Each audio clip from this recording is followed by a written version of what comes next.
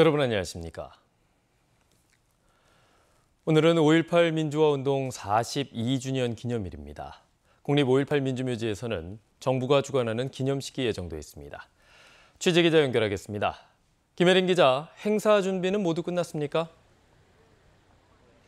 네, 준비는 대부분 마친 상태입니다. 무대 설치는 어제까지 모두 끝이 났고요.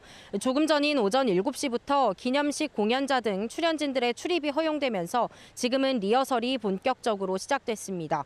이 기념식장 곳곳엔 경호 인력이 속속 배치되는 모습도 볼 수 있는데요. 오늘 기념식은 코로나19 방역 조치 해제로 참석 인원이 크게 늘어났습니다. 지난해 99명으로 제한됐지만 올해는 5.18 유공자와 유족, 정부 인사, 각계 대표 등 2,000명에 이릅니다. 기념식은 오전 10시에 시작돼 약 1시간에 걸쳐 헌화와 분향, 경과 보고, 기념사 등의 순서로 진행될 예정인데요. 중간에는 추모 공연과 함께 5.18 유공자 김양득 사진작가, 김영미 5월 어머니직 관장 등 희생자들의 사연도 소개됩니다. 올해 기념식의 주제는 5월을 드립니다로 보훈처는 5.18 유공자와 유족들에게는 진실 규명을 통해 아픔을 치유하자는 의미를 담았고 국민들에게는 희망 가득한 5월을 함께 만들어가자는 메시지를 실었다고 설명했습니다. 과거엔 임을 위한 행진곡을 무대 공연자만 부르느냐 아니면 참석자들이 같이 부르느냐를 놓고 마찰이 있었는데 이번 기념식에서는 참석자들이 같이 부르는 것으로 결정됐습니다.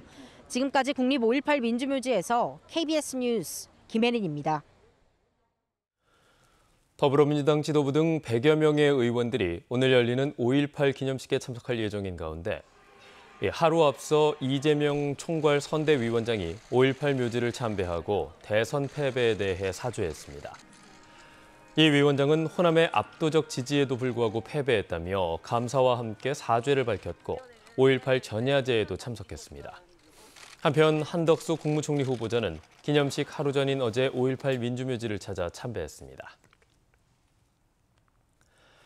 더불어민주당 박홍근 원내대표가 5.18 정신의 헌법 전문 수록을 논의하기 위한 헌법 개정 정치개혁 특별위원회 구성을 당에 제안했습니다. 박 원내대표는 어제 원내대책회의를 열고 이같이 말하고 윤 대통령이 후보 시절 5.18 정신이 헌법 전문에 올라가야 한다고 강조한 말이 표심 잡기용 헐리우드 액션이 돼서는 안 된다며 특위 구성에 조건 없이 동의해달라고 말했습니다. 박 원내대표는 또 윤 대통령과 국민의힘 의원들의 5.18 기념식 참석을 환영한다고 밝혔습니다.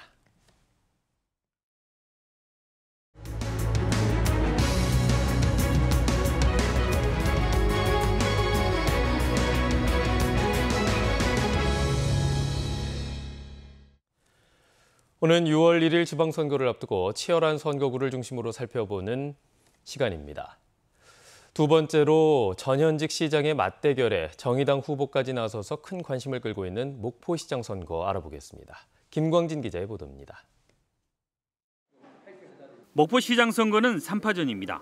지난 2018년 지방선거에서 불과 292표 차로 승부가 갈렸던 민주당 김종식 후보와 무소속 박홍률 후보가 전현직 시장의 리턴 매치로 관심을 끄는 가운데 전남을 당 차원에서 전략 지역으로 선정한 정의당의 여인두 후보까지 가세했습니다.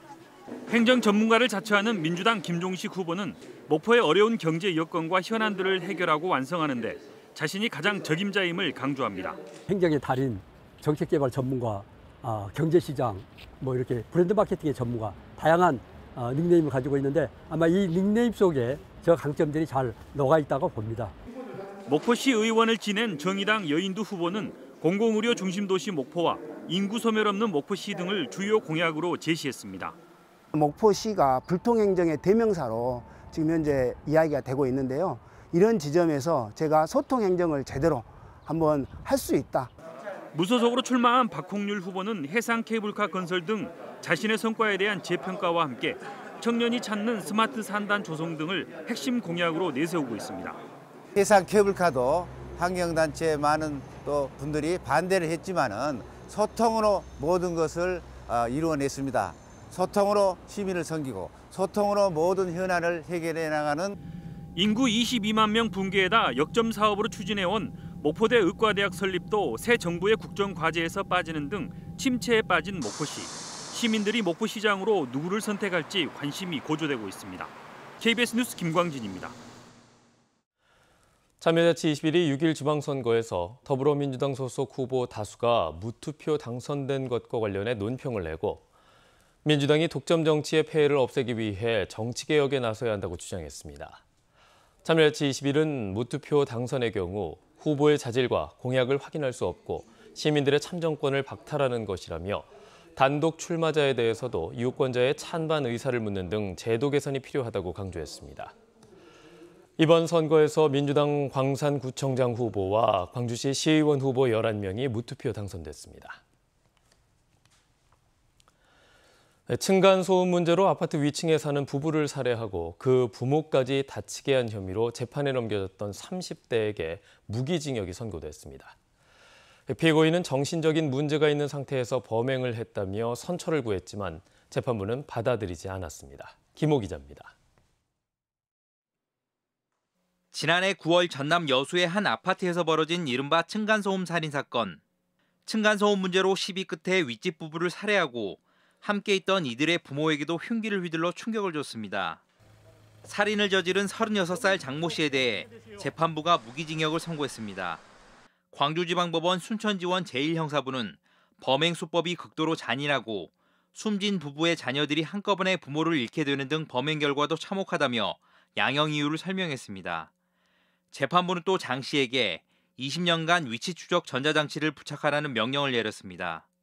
장 씨는 범행 직후 스스로 112에 신고한 점을 내세워 자수감경 적용을 주장하기도 했지만 재판부는 이미 피해자의 신고가 접수된 상태여서 자수로 볼 수 없다고 밝혔습니다. 사물 변별 능력이 없는 심신상실 또는 미약 상태에서 범행을 저질렀다는 주장 역시 받아들여지지 않았습니다. 검찰이 구형했던 사형이 아닌 무기징역형이 내려진 데 대해 유족은 반발했습니다. 한 가정을 말살을 시키고 대한민국 최고 법정의 형벌을 적용을 해야 된다고 봅니다. 법이라는 질서를 바로 좀 세워줬으면 좋겠고. 검찰은 판결문을 분석해 항소 여부를 결정할 방침입니다. KBS 뉴스 김호입니다.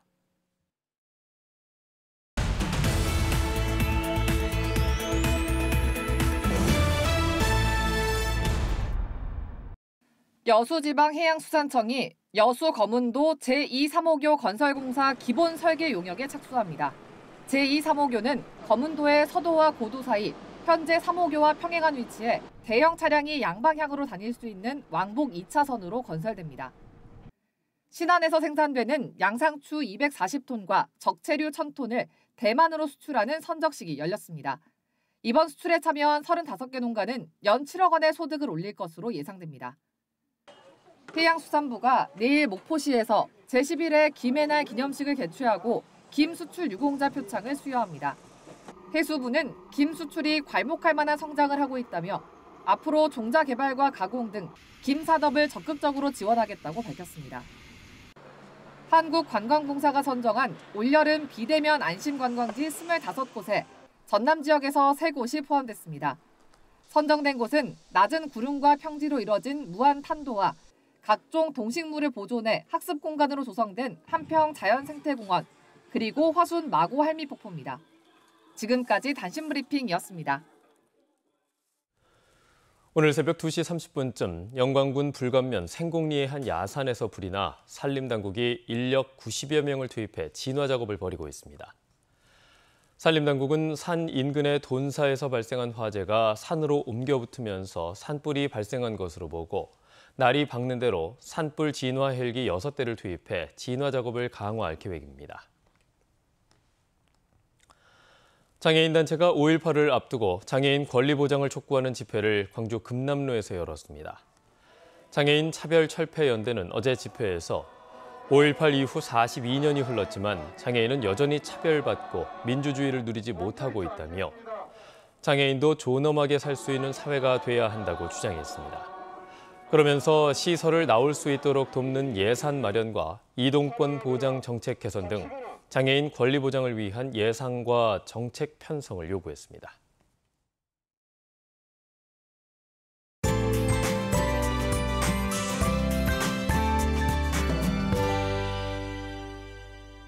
(5월의 푸르른 하늘과 함께 낮더위가 기승입니다. 한낮 기온 오늘도 광주와 강진 29도, 구례 30도로 예년 이맘때보다 2에서 5도가량 높은데요. 이 정도면 7월 초중순에 해당하는 기온으로 오늘도 덥겠습니다. 다만 아침에는 쌀쌀한 곳들이 많습니다. 일교차가 크게는 20도 이상 벌어지니까요. 옷차림에 신경 쓰셔야겠습니다. 요즘 맑은 날씨가 이어지면서 대기는 더 건조해지고 있습니다. 현재 광주와 전남 동부 지역을 중심으로 건조주의보 발효 중이고요. 그 밖의 지역들로도 확대될 수도 있겠습니다. 내일 오전까지는 곳곳에 바람까지 강하게 부니까요. 불씨 관리 잘 하셔야겠습니다. 다음은 자세한 지역별 날씨입니다. 아침 기온 어제보다 1에서 6도가량 높은데요. 장성 9도, 화순 10도 가리키고 있고요. 한낮 기온 담양 30도까지 올라 덥겠습니다.